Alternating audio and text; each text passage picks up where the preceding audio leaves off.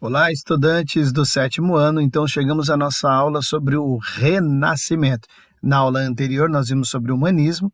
Então, hoje nós vamos embarcar no Renascimento. Então, o conteúdo é o conceito de Renascimento, o Renascimento como período histórico e características do Renascimento. Objetivos: identificar as principais características do Renascimento, compreender o conceito de renascimento e analisar como o renascimento influenciou as expressões artísticas e o pensamento científico, tá certo? Então aqui nós temos primeiramente uma imagem que a gente observa essa é uma imagem muito trabalhada, tá certo? Nessas aulas do sétimo ano, quando nós falamos do Renascimento, que ela acaba se tornando um ponto de virada histórico, tá certo? Ela é a pintura A Lição de Anatomia do Dr. Tulp, feita por Rembrandt van Rijn em 1632. É considerada uma das obras mais famosas e revolucionárias da história da arte. Então, por isso que ela está aqui. Então, a gente observa essa importância dela, tá certo? Então, qual que é a análise dessa pintura? A pintura analisada é uma aula de anatomia em que há um professor, tá? Que é aquele homem que está de chapéu na imagem. Vamos voltar aqui, ó, tá certo? Então, esse de chapéu na imagem, ele é o professor. E os demais personagens observando a ação são estudantes. Os trajes cerimoniosos em tons escuros são vestimentas típicas do século XVII. Olha aí, a vestimenta como características de um período também. Olha que maravilha a história aí, né? Então, a gente, analisando ali a vestimenta, a gente pode observar em qual período histórico essa imagem está sendo retratada, tá certo? Os trajes cerimoniosos estão em tons escuros, são vestimentas típicas desse século XVII e conduzem o olhar para a luz que incide no corpo humano a ser estudado. Atentos e compenetrados, os estudantes se apresentam surpresos com a lição que tinha como objetivo aprimorar e aprofundar os conhecimentos sobre o corpo humano e suas estruturas orgânicas, levando à compreensão do seu funcionamento, a fim de poder intervir nele quando necessário. Olha só, na obra Aos Pés do Cadáver está um livro de anatomia sobre a estrutura do corpo humano de Vesalius, referência científica experimental que é objeto de consulta metódica e sistemática dos futuros médicos, evidenciando a interação entre teoria e prática. Então, lê o livro e vai ali na prática. A marcação do tempo histórico está evidente em inúmeros aspectos. A perspectiva da obra, a preocupação do artista em reproduzir a realidade com fidelidade, né, o naturalismo, e o uso de novos conhecimentos da matemática, da física, da anatomia, da geometria e de outras ciências. A obra expressa os princípios humanistas e renascentistas. Tá certo? Então, o que é esse renascimento? O renascimento comercial e urbano, o aparecimento da burguesia, a classe ligada ao comércio e a formação das monarquias nacionais, a cultura europeia também sofreu alterações. Essas transformações culturais aprofundaram-se ao longo dos séculos XIV e XVI, ficando conhecidas como Renascimento. Essas mudanças representavam os valores da burguesia, classe social em ascensão. Manifestaram-se na literatura, artes plásticas, filosofia e ciência, tá certo? Quem quiser procurar no canal do YouTube, tem um vídeo aqui que fala sobre essas questões, tá certo? Que está aqui em cima no Saiba Mais. Vamos lembrar e analisar as diferenças presentes no quadro abaixo. Pensamento medieval, lá da Idade Média, e pensamento renascentista. O pensamento medieval tem um pensamento teocentrista e o pensamento renascentista tem o do antropocentrismo. Pensamento medieval imposto pela igreja e pensamento renascentista é imposto pela experimentação e observação. Então, uma imposição também da ciência. O pensamento medieval fala sobre o conformismo e o pensamento renascentista sobre a crença no progresso, que daí é através da ciência. O pensamento medieval pensa no ascetismo e o pensamento renascentista no hedonismo. O pensamento medieval no dogmatismo e o pensamento renascentista fé diferente da razão.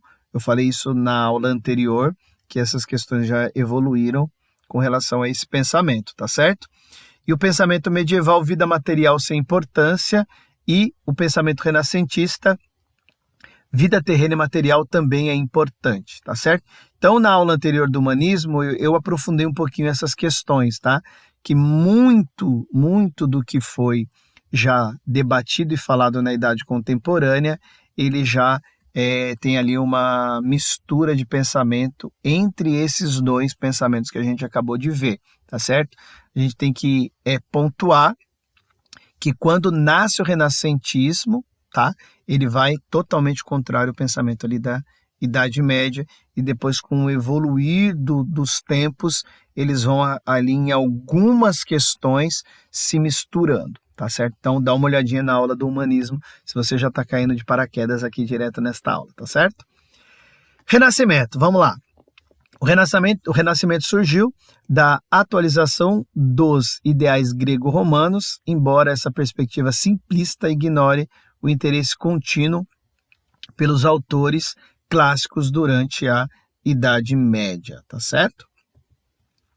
Exaltação da antiguidade, a identificação de alguns filósofos como Platão, Aristóteles, Sócrates, Pitágoras, Euclides, Ptolomeu é incontestável na imagem.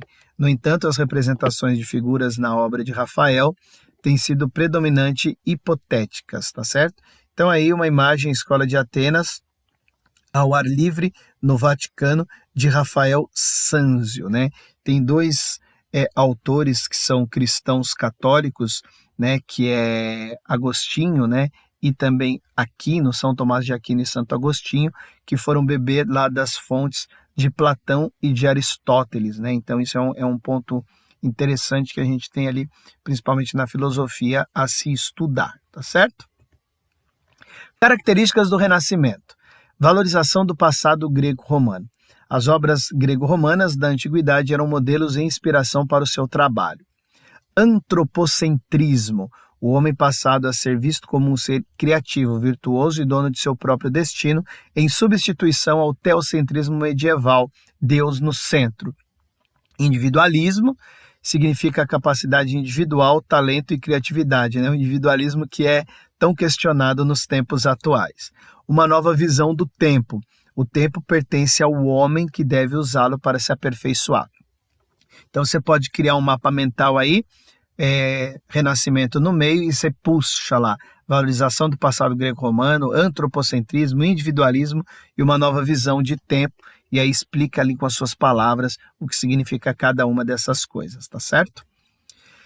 Vamos lá, vamos agora pensar aqui. O Renascimento é um termo que costuma ser utilizado para identificar um período específico da história europeia. O termo se refere a um processo histórico que ocorre de forma específica em lugares diferentes em toda a Europa, mas que é caracterizado pelas transformações em relação às estruturas medievais, marcando a transição do feudalismo para o capitalismo. Olha aí, ó, né, pensamento econômico aí, ó, como que era a sociedade feudal para o capitalismo. Não existe um consenso em relação à cronologia desse processo, mas boa parte dos estudiosos sobre o tema acreditam que ele aconteceu entre meados do século XIV até o fim do século XVI, tá certo? Sociedade, economia, religião ali, política, as três chaves da história: política, economia e religião.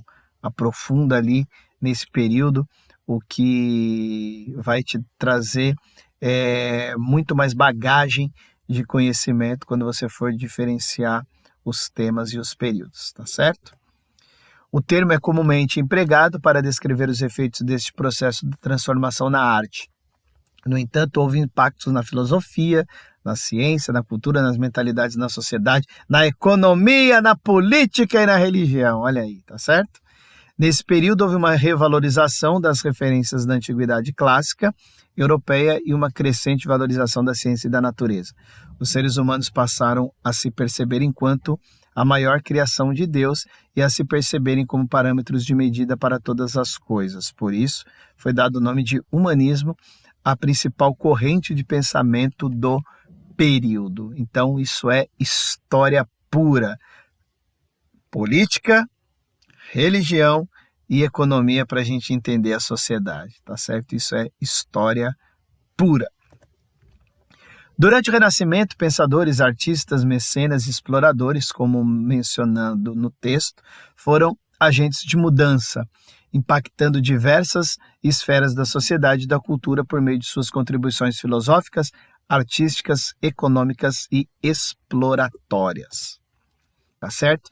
Então aqui tem uma sugestão, tá? De como você elaborar os conteúdos das aulas, tá certo? Você pode criar aí jogos de perguntas e respostas, verdadeiro ou falso, só você buscar aí esse link que você vai conseguir observar essas questões, tá certo? Então, na aula de hoje que nós aprendemos que nós aprofundamos nosso entendimento sobre o Renascimento e exploramos as principais características desse período, destacando elementos como valorização da razão, o resgate da cultura clássica lá da Grécia e o florescimento das artes e ciências, tá certo? Então, você cria aquele mapa mental no momento em que eu falei ali no texto, tá? Nesse vídeo. Então, você volta lá se você tiver alguma dúvida, cria aquele mapa mental do Renascimento, quais são os principais aspectos de visão desse Renascimento, tá certo? E não esqueça de dar uma olhadinha também na aula de humanismo, se você não viu, se você já viu também, retome ela para você relembrar alguns conceitos, tá certo? Então, próxima aula vamos partir aqui já temos ali o contexto do humanismo, do Renascimento, e para a gente avançar, a gente tem que ter uma bagagem legal desses temas, tá certo? Então, forte abraço, se você ainda não se inscreveu no canal, se inscreva e curta esse vídeo e compartilhe também se você quiser, tá certo? Então, um forte abraço a todos, fiquem com Deus, tchau, tchau.